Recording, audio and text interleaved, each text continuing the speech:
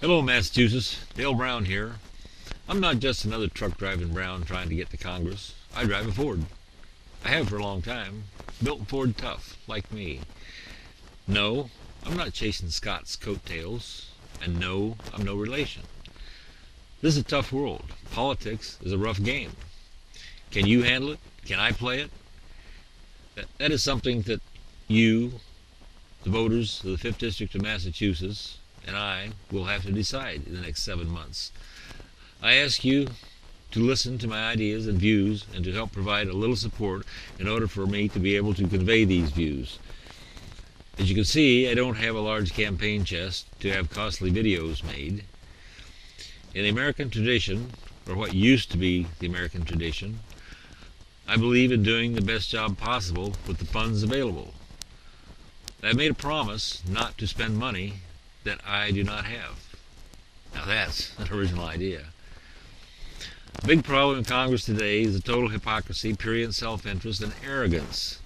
Am I arrogant? No. Am I hypocritical? I don't think so. Am I concerned with my own self-interest? Yes, I am. I don't consider my self-interest as prurient or selfish, though. My self-interest is America. That's me and you and the elderly couple dealing with failing health, rising health care costs, utility bills, taxes, children having financial problems, grandchildren that are being indoctrinated with the progressive agenda, the young unwed mother that is suffering from misplaced trust, the pregnant teen that is torn by the moral dilemma of abortion, the unemployed parents worried about losing their home, the returning GI who has given his legs for another man's freedom. Don't get me wrong, I totally support the American fighting man and woman. I often question the motives and judgments of the leadership in Washington. I totally support the principles set forth by our founding fathers. Some 40 years ago, I took an oath to uphold and defend the Constitution of the United States of America. I gave 14 years of my life to America in the U.S. Navy. I lost several friends in the Vietnam conflict. As a member of the military, the oath also bound me to faithfully follow the orders of my superior officers in the chain of command, all the way up to the Commander-in-Chief, the President.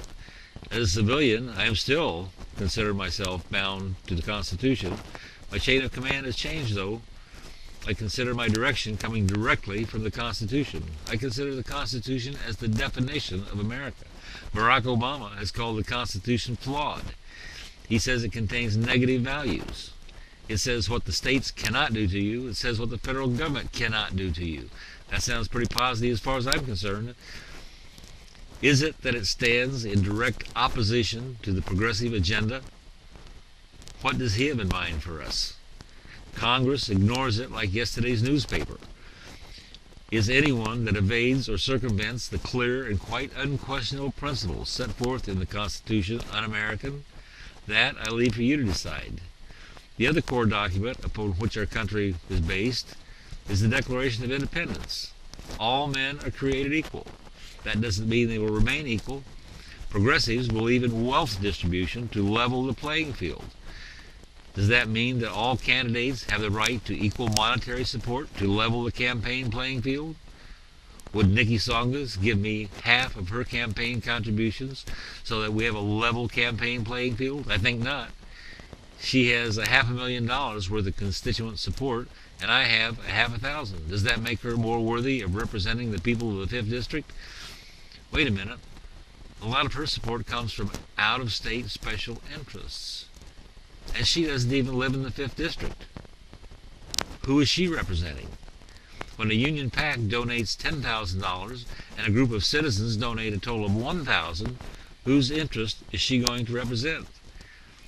If a person in Hartford, Connecticut donates $2,400 and a person in Lowell donates $10, will she be more inclined to favor Hartford or Lowell?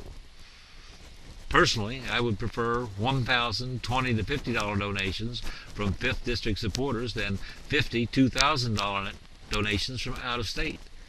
Now you ask, does that show any common sense?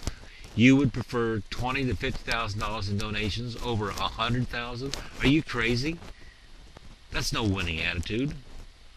That is one thing that bothers me about national organized political parties. Where does the support come from, and where will the loyalties be placed? A professional politician will generally place their loyalty with the support money. I am not a professional politician. I do owe allegiance to the Constitution and the principles that define our republic.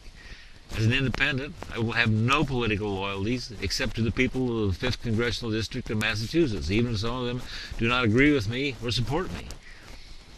I will not feel obligated to vote against the group that supported me to give an illusion of independence. I will answer to no one except you, the people of the 5th District.